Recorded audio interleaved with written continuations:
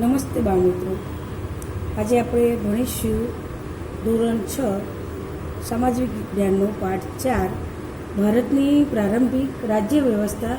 એમાં આપણે મહાજનપદ 16 મહાજનપદો જોઈ ગયા, જનપદ જોઈ ગયા, નકશાના આધારે વિવિધ મહત્ત્વપૂર્ણ શહેરો અને નગરો જોયા, રાજાશાહી રાજ્ય વ્યવસ્થામાં પણ મગધ, એમાં મુખ્ય 3 મજબૂત વંશો હર્ષક વંશ, નાગવંશ, નંદવંશ એ પણ જોઈ લીધું. ગણરાજ્ય જોયું.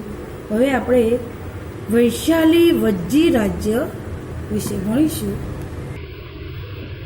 તો વૈશાલી વજ્જી રાજ્ય તો મહાસત્તાક રાજ્યો આસપાસના પ્રદેશો તાબે કરીને પોતાની સત્તા વધારવા અને સામ્રાજ્ય સ્થાપવાની મહત્વાકાંક્ષા રાખતા.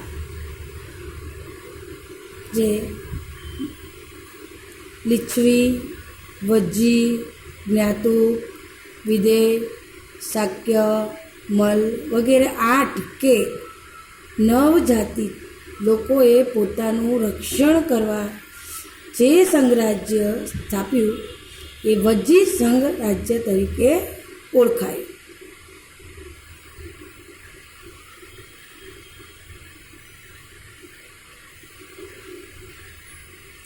એ સંઘ રાજ્યનું એક મુખ્ય સ્થાન લીચ્છવીઓનું પાટનગર હતું, વૈશાલી. આથી તેને વૈશાલીનું વજ્જી સંઘનું ગણરાજ્ય કહેવામાં આવતું. ગણરાજ્યના રાજ્ય વહીવટનું સંચાલન સભા દ્વારા થતું ને જેના કારણે તેણે ગણતંત્ર પણ કહેવામાં આવતું હતું.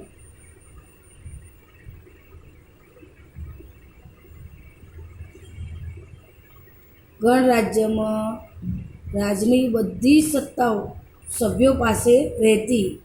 સભામાં સભ્યો બેસતા અને બધા કામકાજ વિશે ગણ સભામાં રજૂઆત થતી અને આ રજૂ થઈને બહુમત કે પછી સર્વાનુમતે તેનો ઠરાવ પસાર થતો. જ્યાં સભા ભરાતી તે જગ્યાને સંથાગાર એટલે કે નગર ભવન તરીકે પણ ઓળખાતું. જ્યાં સભા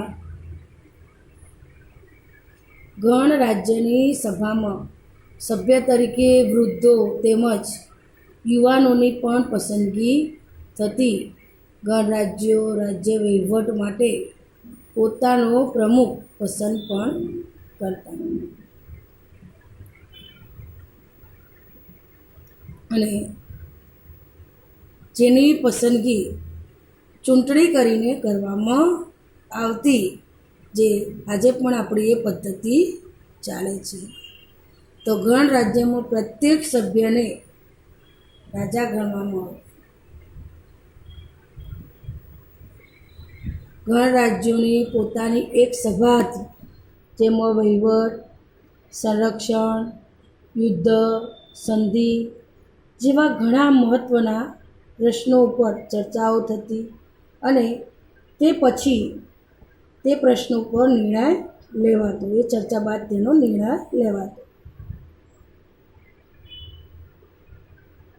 કોઈ પણ સભ્ય નિયત એટલે કે નક્કી થયેલા સમય સુધી જ સભ્યપદ ભોગવતું. ચોક્કસ સમય ગણરાજ્યના પ્રમુખને એક કાર્યવાહક સમિતિ રાજ્ય વહીવટમાં મદદ કરતી હતી.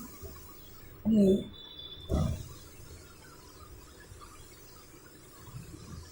વિચારો કે પ્રાચીન ભારતના ગણરાજ્યોને લોકશાહી રાજ્ય દર્શાવી શકાય.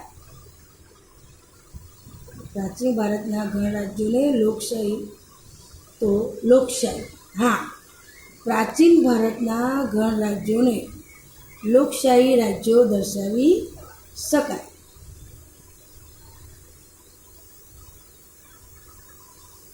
પ્રાચીન ભારતના ગણરાજ્યો અને આજની લોકશાહી વચ્ચે શું સામ્યતા જોવા મળે છે, શું સમાનતા છે અને શું તફાવત છે? આ પણ વિચારો સવાલ.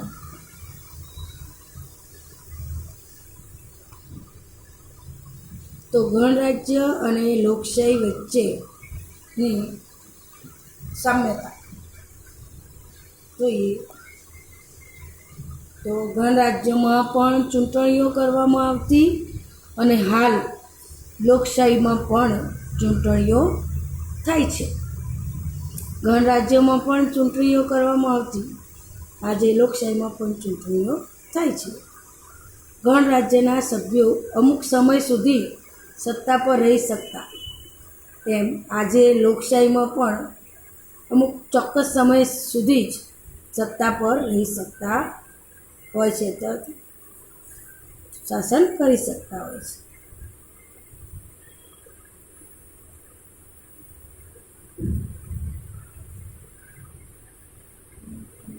ગણરાજ્યના લોકો સંસ્થાઘરમાં સભા ભરતા, એમ આજે ધારાસભ્યો કે